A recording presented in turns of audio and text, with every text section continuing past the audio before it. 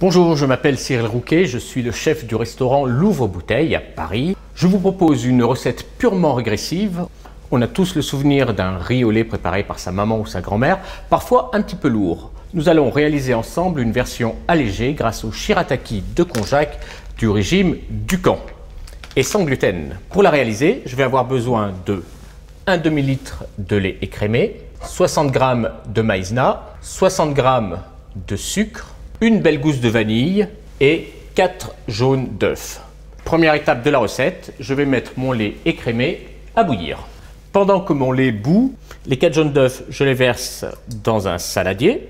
J'ajoute la maïzena, le sucre et je vais fouetter le tout ensemble. Voilà, jusqu'à obtenir une texture mousseuse.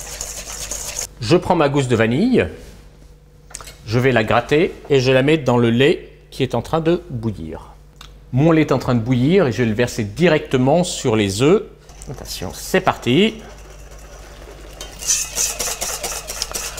Je fouette jusqu'à obtenir une belle texture. Vous voyez, ça se fait vraiment tout seul. Maintenant, je vais m'occuper de mes shirataki. Donc les shirataki, en fait, ce sont des vermicelles type japonais, très fins. Et ça va remplacer le riz. Et en fait, je vais les couper en petits morceaux et les intégrer dans la crème. Je coupe grossièrement, comme ceci. Et vous retrouverez la sensation du riz au lait. J'intègre mes shirataki directement dans l'appareil. Et voilà, nos shirataki au lait sont prêtes. Il ne me reste plus qu'à dresser. Et c'est parti pour une petite heure au frais. Une heure vient juste de s'écouler.